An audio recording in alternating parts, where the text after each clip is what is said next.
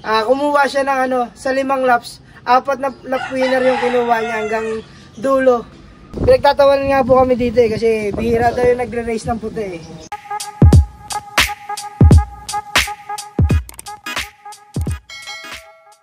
Magandang tanghali po mga kalapadids. Kami nga po pala ang Father and Son Love. Ako nga po pala si Dane Bani de Pibar. Siya po ang aking father. Dani de Pibar. Yun, siyempre bago natin simulan tong video to, sir, maraming salamat po sa pag-unlock na makapag-loop visit sa inyo. Yun sir, pwedeng may pasyal mo kami sa loop nyo. Sige po, dito po yung unang loop namin. Yun, tara, samahan nyo kami. Let's go. Mga kalapadids, ito po yung unang loop namin na ginawa ng aking tatay kasi supported siya sa akin. Dito rin po kami nagpanalo ng mga pooling ng unang laro namin ng Kalapate. Oh, ayan, congrats sa kanila nyo mga kalapatids. Unang simula pa lang nila, nagpanalo agad sila. No, sliding yan, sliding. Wow.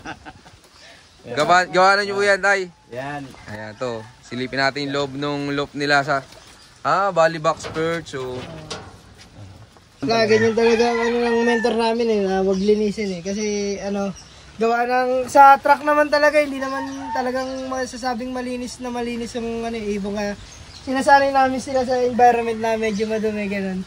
Pero naglilinis naman pagka talagang kailangan na. May pagkakataon. Pagka nung sinabi ko nung unang race namin, dito kami nagpanalo. Lahat nung pinanalo namin na cash, pinagpagawa namin ng loop na isa doon sa may taas. Hindi kami pinahirapan nung Kalapate. Walang problema sa sa gumagawa Siya lang talaga lahat gumagawa. Ayan, ito mga kalapatids, punta naman natin yung bago nilang loop. Ayan, katas na nung panalo nila. So ito nga pala guys yung gawang loop dun sa katas ng mga panalo namin. Kakonti po compress ko dito mga kalapatids. So, ang sarap mag-abang dito kahit alauna, alas 2 ang abangan. Ito, box perch din mga kalapatids. So, yung box perch na to, kaya may gumawa niyan. Ayan, congrats po sa inyo sir. Pero kayo po pala sir, anong taon kayo nag-start sa pagkakalapati? Ang istorya kasi na bago ako magsimula magkalapate, yung sa street fight, natutuwa ako pagka takbuhan, gano'n, di ba? Tapos hanggang sa may time na dumating na gusto kong mag-alaga na ng pang sarili kong kalapate. Kasi yung kaklase ko may kalapate rin siya, pang street fight. Ang year noon, 2021, kung saan ako nagpupunta na mga nangangalapate. Pag nagtanong ako, sinasabihan nila ako na ito, Basco Batanes champion to. Siyempre, pag sinabing gano'n, mahal nila maibibenta Kumbaga, ganun ako nagsimula na parang may mga maluloko na tao na ganun nga daw para bilhin ko yung kalapate nila. Tapos yun, hanggang sa naawa sa akin yung daddy ko na pumunta siya dun sa kaibigan niya na kaklase niya na yun nga si Sir Mike. Bale, ganito yung storya noon kasi alam ko kung saan siya nakarating, malayong pinupuntahan niya para makakuha ng kalapate. Pero tahimik lang ako.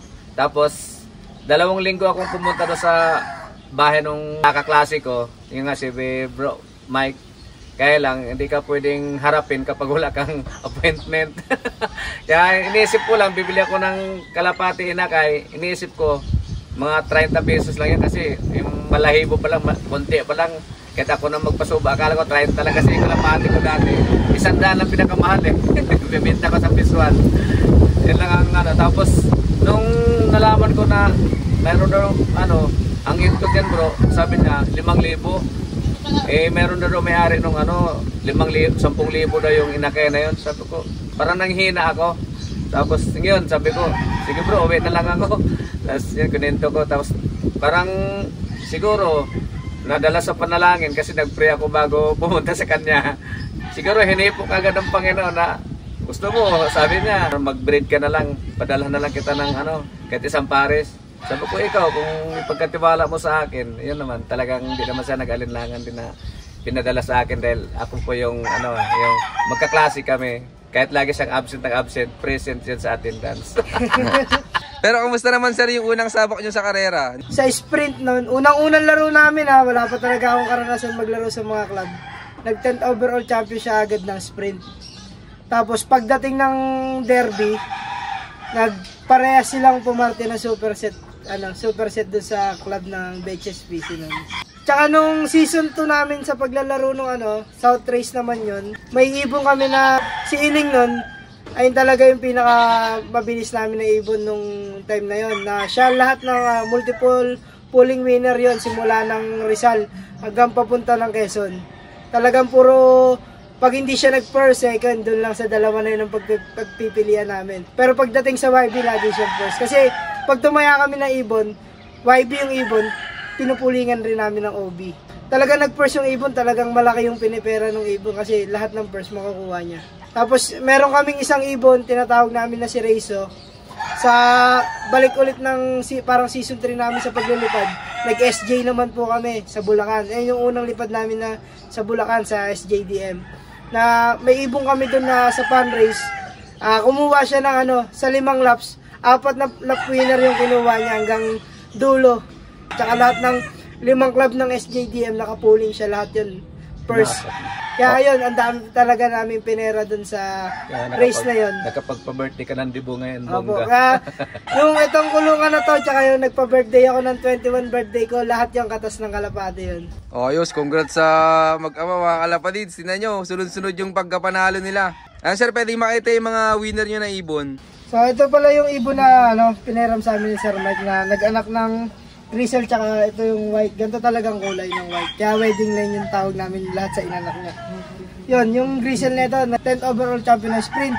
Pumarte ng superset sa derby, dalawang magkapatid. Tapos meron pa, inanak din nito nung season 2 na nag second overall champion ng open category. First overall champion naman siya ng color. Ayos to mga kalapatids. So, dito pala sila nagsimula. Ayun Pangkasal yan. So ito yun mga kalapatids, yung second overall ng open category sa 5 club to. Tapos first overall siya ng off color. Ito mga kalapatids. So, Puting-puti po talaga siya. Pinagtatawanan nga po kami dito kasi bihira daw yung nagre-race ng puti Talagang pangkasal lang daw to Kaya wedding line yung tinawag namin sa kanila. Pagka malapit to kuya, sasakit ang ulo mo dito kasi hindi to bumababa Ayaw niya nang malapit. Pero pagdating ng ang first lap namin ng fan race parang Unisan Quezon, ang speed niya doon 1119. Doon na siya nagsisimulang onti na lang yung iniikot niya, bumababa na siya. Pero pagdating talaga ng palayo, talagang doon bumibilis sila. Kasi ang Naga Kamsur na ito, nag-speed siya na kulang-kulang 1.3. Nasa 1-220 plus mga ganun, 1-250 kulang. okay, sabang nalayo, lalong natulin Opo. Kaya ganun ang lipad na itong ibon na to. Ito mga kalapatids. So, nasubukan nyo na sa breeding to? Opo, marami na po itong clutch na si Kuya Mike. Kasi siya, gagamitin po talaga namin to na future breeder na. Kasi nga, kukunti na yung mga puti namin. Yan, ito mga kalapatids. Abangan natin yung mga magiging anak nito. Grabe to. Talagang purong puti siya. So, ito naman yung second bird na pineram sa amin ni Kuya Mike na breeder. Ito, tamo. Kung papansinin nyo po talaga yung ulo niya. Parang may baliling Opo, may baliling po siya. Kinarera po ito ni Sir Mike. Contender to ng derby niya. Alam ko, sa derby contender niya to Itinigil niya kasi sobrang ikot niya ng ulo. Pero ang naging niya rito, imbis na katay. Kasi Sir Mike, pagka may mahinang kalapate, talagang kal na yan Kumbaga, na sa kanya Pero ito, hindi niya kinal kasi malakas naman daw kumain. Tsaka hindi naman din nakakahawa sa loob niya. Kaya pinahiram niya to sa amin. Iling yung nanay, yung anak niya, tinawag na rin namin iling na kahit hindi naman baliling. So yung anak nito, nag-produce ng isang lang yun, bukod tangi yun, siya lang inanak na sa amin. Kasi medyo mga ikadamutan din yung ibon na to isa lang din itlog, isa lang din yung pinisa. So yun, simula nung sa race namin noon, season 2 ng BHSPC noon, simula sprint hanggang fan race, si Iling talaga yung nagbibigay sa amin ng pampatoka, yung mga panggastos sa pantaya din sa pooling, siya yung nagbigay sa amin ng mga pantaya ganun. Kumbaga sa sprint race, second overall champion yung si Iling ng BHSPC.